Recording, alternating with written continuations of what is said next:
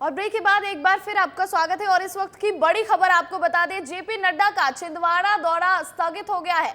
भाजपा के राष्ट्रीय अध्यक्ष जेपी नड्डा 6 अप्रैल को छिंदवाड़ा आने वाले थे और किन्हीं कारणों से जेपी नड्डा का ये कार्यक्रम स्थगित हो गया है। वो यहाँ पर बीजेपी प्रत्याशी विवेक बंटी साहू के पक्ष में जनसभा को संबोधित करने आने वाले थे।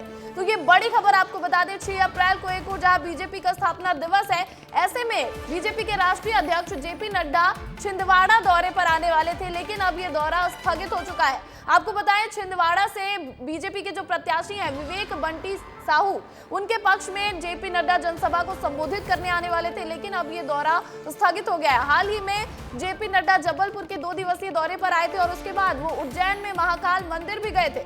उन्होंने महाकाल के दर्शन किए थे और साथ ही साथ वहां उन्होंने विस्तार न्यूज से बातचीत करते हुए जय श्री महाकाल भी कहा था, पूजा अर्चना करते हुए नजर आए थे जेपी नड्डा। लेकिन एक बार फिर वो आने वाले थे छिंदवाड़ा दौरे पर जेपी नड्डा 6 अप्रैल को, लेकिन अब किन्हीं कारणों से उनका ये दौरा स्थगित हो गया।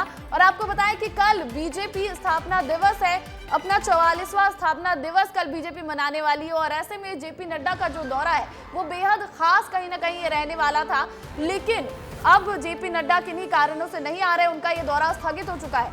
आपको बताएं कि छिंदवाड़ा मध्य प्रदेश में हॉट सीट है, क्योंकि एक और वो कमलनाथ और नकुलनाथ का गढ़ माना जाता है और उनके सामने बीजेपी के प्रत्याशी विवेक बंटी साहू है और उन्हीं के समर्थन में वो जनसभा को संबोधित करने आने वाले थे, लेकिन अब किन्हीं कारणों से जेपी नड्डा का ये दौरा स्थगित हो चुका है।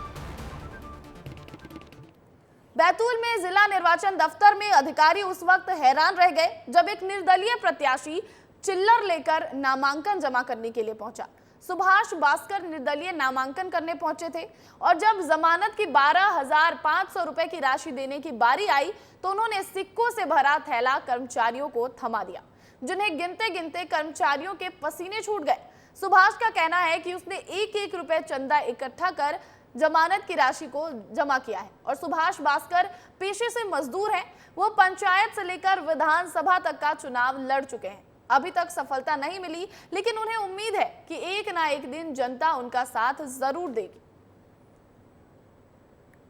चुनाव में पहले भी लड़ा हूँ, सरपंच का चुनाव लड़ा था, बट चुनाव रद्द हो गया। उसके बाद में जिला सदस्य का चुनाव लड़ा, उसके बाद बहुत अच्छा रिजल्ट रहा मेरा, एकदम कम पैसे में बहुत अच्छा रिजल्ट आया। उसके बाद में विधानसभा चुनाव लड़ा हूँ, उसके बाद फिर लोकसभा को लेकर इसलिए मेरा चिंतित हूँ कि यार हमारा देश आज़ादी को बहुत समय हो गया, पर हमारे यहाँ पर आज भी बिजली नहीं है,